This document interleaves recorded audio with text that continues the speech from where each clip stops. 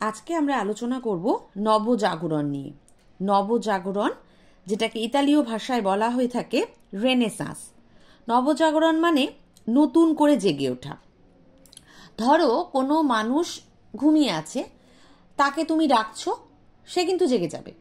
কিন্তু কোনো মানুষ ইচ্ছাকৃতভাবে জোর করে চোখ বন্ধ করে আছে যে আমি কিছুতেই তাকাবো না, দেখবো না, তাকে তুমি হাজার ডাকো না কেন, সে কিন্তু সহজে উঠবে না। তখন তাদেরকে আমাদের জোর করে জাগিয়ে তুলিয়ে চোখ খুলিয়ে দেখাতে হবে যে কি হচ্ছে ঘটনা। এই যে মানুষকে জোর করে চোখ খুলিয়ে নতুন করে দেখানোর যে পদ্ধতি, এটাকেই নবজাগরণ বলা হয়ে থাকে। নবজাগরণ মূলত পৃথিবীতে দুবার হয়েছিল ধরা হয়ে থাকে। একবার খ্রিস্টীয় দ্বাদশ শতকে, আরেকবার খ্রিস্টীয় পঞ্চদশ শতকে। এই পঞ্চদশ শতকে বা পরের ফেজে যে নবজাগরণটা হয়, আমাদের এই ক্লাস 11-এর সিলেবাসে এটাই আমাদের পাঠ্যসূচি। এই পঞ্চদশ শতকের মানে 1453 সালের পরবর্তী সময়টাতে ইতালি সহ পৃথিবীর বিভিন্ন দেশগুলোতে কি করে নবজাগরণ বা রেনেসাঁস ছড়িয়ে পড়ল, সেটাই আমাদের আলোচনার বিষয়। ঐতিহাসিকদের মতে নবজাগরণটা মূলত ইতালিতে হয়েছিল। আবার ইতালির ফ্লোরেন্স যে নগর ছিল, সেখানেই মূলত নবজাগরণ হয়েছিল। রেনেসাঁসের বাংলা প্রতিশব্দ করলে দাঁড়ায় নবজাগরণ বা পুনর্জাগরণ বা একেবারে নতুনভাবে জেগে ওঠা। ফরাসি শব্দ রেনেস্ত্রে থেকে রেনেসাঁস শব্দটা এসেছে। রেনেসিটা বা পুনর্জন্ম শব্দটি থেকেও অনেকে মনে করেন যে পরবর্তীতে রেনেসাঁস শব্দটাকে নেওয়া হয়। ফ্রান্সের ইতিহাস, ইতালির ইতিহাস পড়তে গেলে বারংবার আমাদেরকে রেনেসাঁস শব্দটা পড়তে হবে। রেনেসাঁসের একদম সাধারণ অর্থ বলতে বোঝায় মানুষ ও পৃথিবীকে নতুন করে আবিষ্কার করা। মানে যেটা ছিল সেটা তো ছিলই অবশ্যই, সেটাকে আরো ভালো করে নতুন করে চেয়ে দেখা, নতুন চোখে দেখা, এটাই রেনেসাঁস। নতুন ভাবে দেখা যে কোনো জিনিস। এবার যদি আমরা বলি যে সব জিনিসকে নতুন করে দেখতে হবে, তার মানে কি হয় জিনিসগুলোকে মডিফাই করতে হবে, আধুনিক করে গড়ে তুলতে হবে, তবেই তো নতুন করে দেখব। যে জিনিসটা আগেই ছিল সেই জিনিসটাকে যদি আমরা দেখি তাহলে সেটা পুরনোকে দেখা, কিন্তু নতুন করে দেখা মানে আরো আধুনিক, আরো মডিফাইড।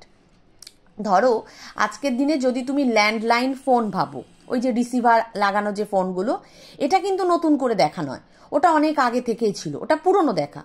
কিন্তু এই যে মোবাইলে আমরা দেখছি, মোবাইলের ব্যবহার করছি, ভিডিও কল করছি, সেই ধরো ওটা আরও যদি আধুনিক হয়ে যায় যে ভিডিও কলের থ্রুতে আমরা কোনো মানুষকে সরাসরি সামনাসামনি দেখতে পাচ্ছি, মানে মোবাইলের স্ক্রিনে নয়, সামনে দেওয়ালের স্ক্রিনে দেখতে পাচ্ছি, এটা আধুনিকতা, এটা নবজাগরণ, এটা রেনেসাঁস। মানে সমাজ জীবনযাত্রা যত আধুনিক হবে, যত নবীনতর উন্নত হবে, তখন বলা হবে সেখানে নবজাগরণ বা রেনেসাঁস হচ্ছে। একটা বিশাল বড় বড় সামাজিক বা রাজনৈতিক জীবনে যে পরিবর্তন আসে, সেটাকে নবজাগরণ বলা হয়।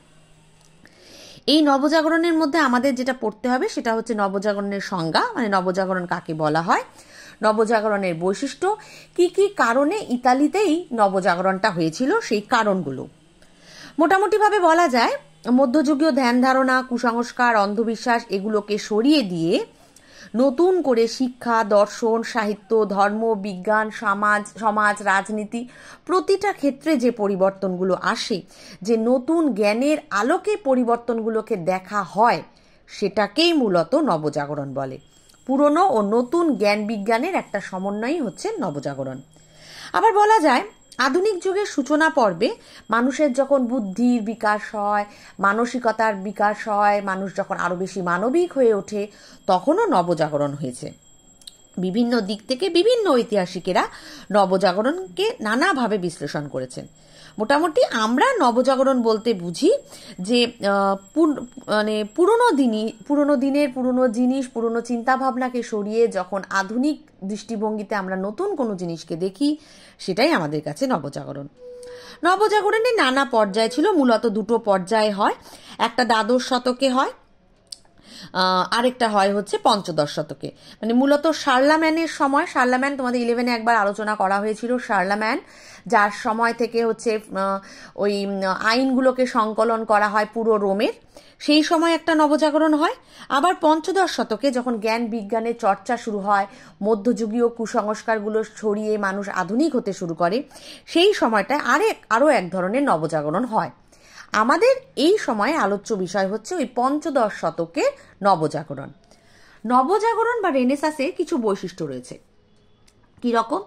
ইউরোপীয় রেনেসাঁস বা নবজাগরণ, তার প্রধান বৈশিষ্ট্যই হচ্ছে অজানাকে জানতে হবে, অচেনাকে চিনতে হবে এবং তার প্রতি একটা আগ্রহ থাকতে হবে এবং যুক্তি তর্ক দিয়ে সেগুলোকে বিচার বিশ্লেষণ করে গ্রহণ করতে হবে। যখন তুমি শিক্ষার আলোকে আসবে তখনই একমাত্র তুমি যুক্তি তর্ক দিয়ে সব কিছু বুঝতে পারবে।